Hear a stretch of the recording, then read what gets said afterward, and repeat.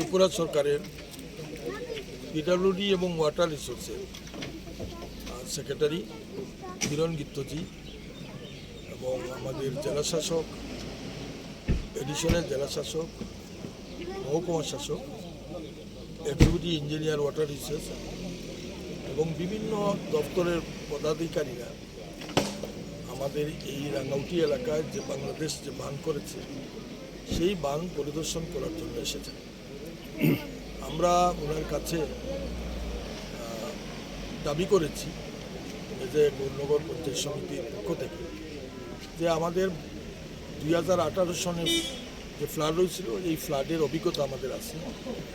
গত বছরও আমাদের এখানে ফ্লাড হয়েছে, এই ফ্লাডে আমরা অনেক ক্ষতিগ্রস্ত হয়েছি এবং ওনার কাছে আমরা দাবি করছি যে আমাদের এই ফ্লাডের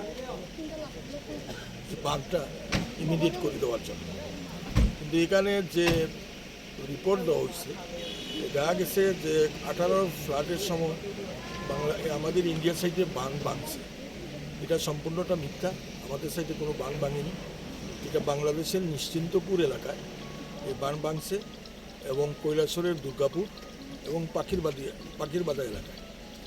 তো এই ব্যাপারে ওনাকে সমস্ত কিছু ব্রিফ করে দিয়েছি এবং উনি আমাকে আশ্বস্ত করেছেন যে জয়েন্ট রিভার কমিশনের সঙ্গে আলোচনা করে যাতে 0 পয়েন্টে বাঁধ করা যায় তার চেষ্টা উনি করবেন।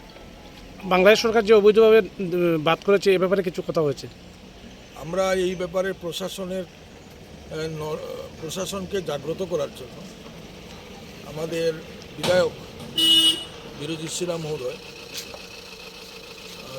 বিধানসভাতে এটা উপস্থাপন করেছেন এবং আমরা কংগ্রেস পার্টির পক্ষ থেকে আমরা বিমানবন্দরের পাশে রাস্তা অবরোধ এবং টিলাবাজার থেকে আমরা এই বর্ডার পর্যন্ত লং মার্চ করেছি যাতে প্রশাসনের নলেজে নেওয়ার এবং আমাদের এই আন্দোলনের ফলশ্রুতিতে আজকে সেক্রেটারি মহাশয় এবং ওনার প্রশাসনিক কর্মকর্তারা এখানে এসে